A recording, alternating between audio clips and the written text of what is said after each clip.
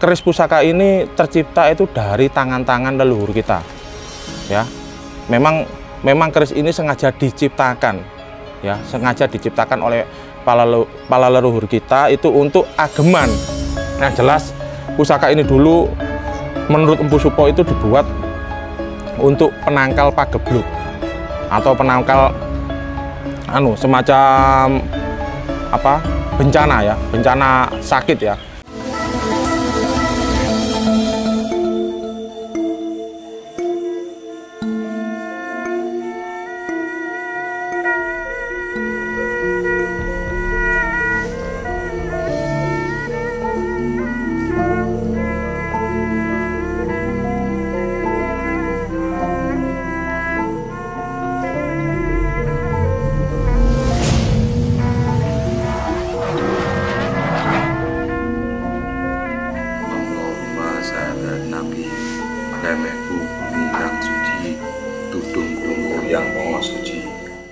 Assalamualaikum warahmatullahi wabarakatuh. Jumpa lagi bos dengan saya Lindo Aji Jombang, pecinta keris serta pusaka dan juga barang antik dari Jombang. Oke bosku semua, tidak lupa saya ucapkan terima kasih dan juga saya doakan agar kalian semua tetap dalam lindungan Allah Subhanahu wa Ta'ala ya. Yang jelas diberikan sehat, diberikan lancar rezekinya, dan juga kalis liring sambikolo. Jadi hari ini tidak bosan-bosan ya bos ya. Yang jelas saya mau review lagi. Yang jelas ada pusaka yang mau saya review. Dan hari ini reviewnya tentang sebuah keris yang dulu sangat menjadi piandel dan juga mitosnya itu sangat ampuh ya bos ya. Dan juga di sini saya mau ada edukasi sedikit ya. Hari ini saya ingin mengulas tentang banyaknya penjual atau oknum-oknum yang gimana ya, yang menurut saya itu terlalu berlebihan ya. Jadi kadang-kadang keris itu terlalu dimistik-mistikan atau digaib-gaibkan atau dihubung-hubungkan dengan sesuatu hal. Padahal kadang-kadang saya sendiri ini sebenarnya pelaku spiritual ya. Saya memang dari kecil itu sudah senang menjalani spiritual bos ya. Jadi gimana ya, saya sangat prihatin ya. Saat ini itu keris itu sebenarnya sudah sangat booming dan sudah sangat mendunia sekali ya bos ya. Tapi kadang-kadang untuk masyarakat kita, terutama orang-orang zaman sekarang atau zaman now atau kaum milenial untuk saat ini, pandangan mereka itu untuk sebilah keris pusaka itu nomor satu ya. Orang yang punya keris pasti nanti dianggap dukun atau paranormal atau oknum supranatural ya. Yang jelas pandangan-pandangan seperti itu, mohon maaf ya, sangat keliru ya, sangat keliru kalau menurut saya ya. Dan juga terlalu digaibkan atau terlalu dihubung-hubungkan dengan hal-hal yang gaib. Kenapa kok seperti itu ya? Memang cara pandang setiap masing-masing orang itu beda-beda ya bos ya. Yang jelas pusaka atau keris pusaka ini diciptakan oleh manusia. Mereka tidak dari alam terus tahu-tahu nongol, tidak ya bos ya. Tidak, jangan salah paham ya. Tidak. Karena keris pusaka ini tercipta itu dari tangan-tangan leluhur kita. Ya. Memang keris ini sengaja diciptakan ya, sengaja diciptakan oleh para leluhur kita itu untuk ageman dan juga untuk piandelnya seorang raja dan seluruh kerabat kerajaan dulu ya bos ya. Karena zaman dulu itu empu itu menciptakan sebuah pusaka itu tidak untuk langsung kalangan masyarakat banyak, enggak.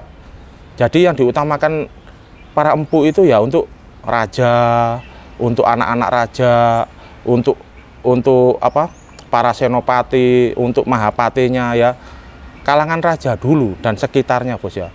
Baru keris itu bisa untuk saat sekarang ini sudah memasyarakat atau mendunia ya. Dan yang jelas saya sangat senang untuk saat ini banyak anak-anak muda, banyak kaum milenial yang sudah mencintai pusaka banyak sekali. Tapi kadang ada yang kurang wawasan ya. Kadang-kadang tentang keris pusaka itu kok dimaharkan atau diperjualbelikan. Nggak boleh itu sebenarnya.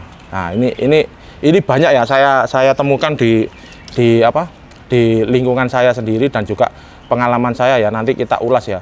Dan juga kadang-kadang pemahaman para anak-anak muda zaman sekarang itu mereka itu merasa takut karena apa? Kalau megang keris itu bisa gendeng, bisa gila, atau bisa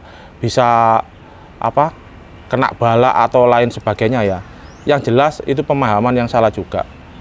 Dan saya senang sebenarnya ya, untuk anak-anak muda zaman sekarang itu banyak yang sudah mulai mengkoleksi ya. Yang jelas kenapa kok pusaka itu dimaharkan atau diperjualbelikan lah, kasarannya diperjualbelikan.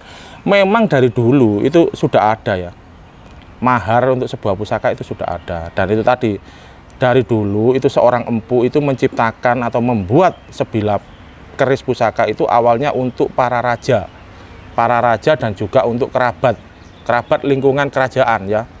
Yang jelas pasti ada maharnya bos, karena empu itu bekerja ya.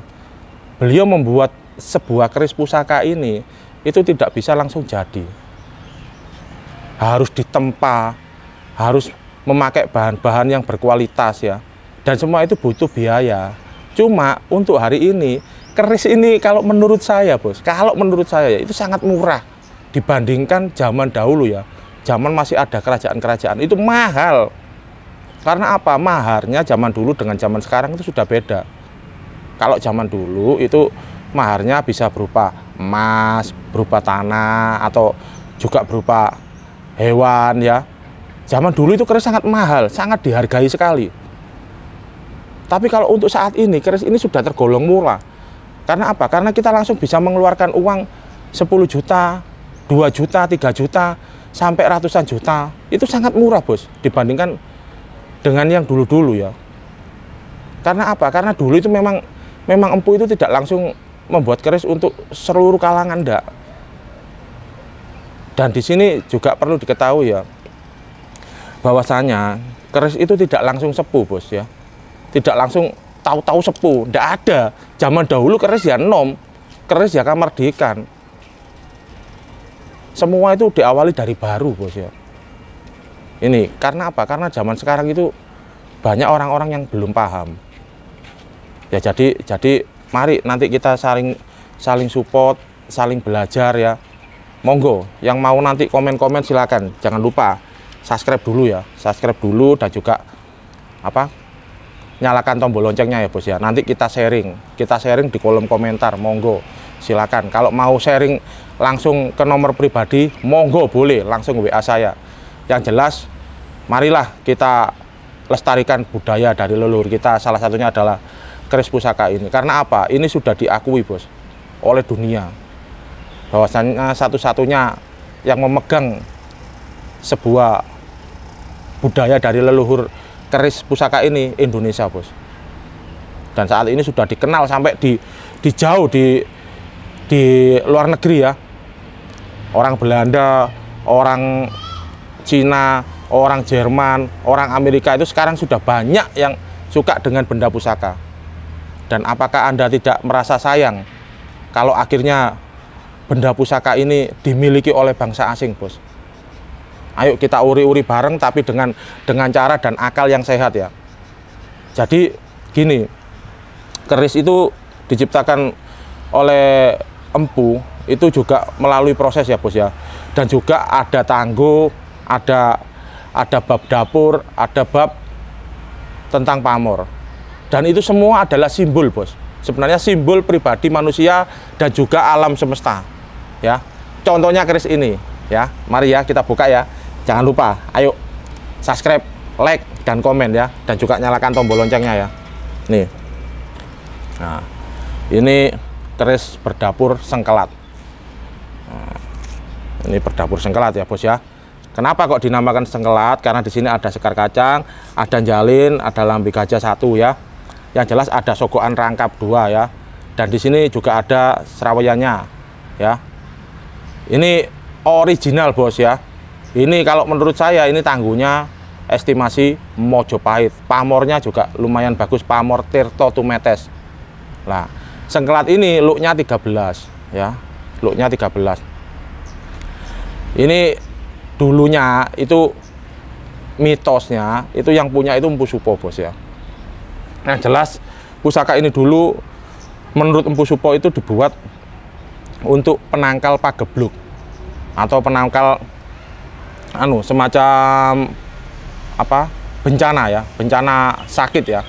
Dulu Majapahit itu sempat diserang oleh apa namanya, sakit ya, oleh ya kayak kemarin kan kita diserang sama corona ya, seperti itulah. Jadi ini dulu penangkal, sebenarnya digunakan untuk tangkal ya, bos ya, untuk tangkal agar tidak ada wabah penyakit ya, oleh Empu Supo ya. Dua sebenarnya, sangkelat dengan sabuk inten, sebenarnya dua ya, bos ya. Dan di sini ada pamor Tirto Tumetes. Tirto itu banyu, Tumetes itu artinya menetes. Jadi air yang menetes. Nah, ini kan juga merupakan alam. Simbolnya dari alam. Air yang menetes. Air itu kan alam. Menetes artinya itu jatuh ya. Dan di sini filosofi dari Tirto Tumetes atau simbol dari Tirto Tumetes sendiri itu adalah rezeki. Rezeki yang terus-menerus menetes ya, menetes dan tidak akan pernah habis. Nah, itu kemungkinan besar sang empu itu dulu kepinginnya itu siapapun yang memegang pusaka ini bisa menjadi orang yang lebih baik, orang yang rendah hati, dan juga mempunyai sifat seperti air. Air itu orangnya tenang, bos, tenang, dan juga sangat bermanfaat ya untuk manusia ya, air itu ya. Yang jelas itu seperti rezeki, bos, rezeki yang tidak akan pernah habis. Ini sengkelat, dan di sini ada kinata ya, kinatanya ini emas, kinata Panji Wilis ya, sedikit, tapi ini ori, bos, bukan kinata baru. Jadi ini original, kinata sudah sepuh ya, plus pusakanya memang sepuh Mojopahit ya. Monggo, ayo silakan yang mau sharing-sharing, komen-komen tentang pusaka sengkelat, ayo bos, silakan. Jadi pusaka itu memang dibuat dengan pamor. Pamor itu adalah simbol ya, dan pusakanya sendiri juga merupakan simbol dari manusia ya, dan juga simbol dari alam semesta. Oke bosku, ayo yang baru gabung jangan lupa like dan subscribe, juga nyalakan tombol loncengnya ya, bos.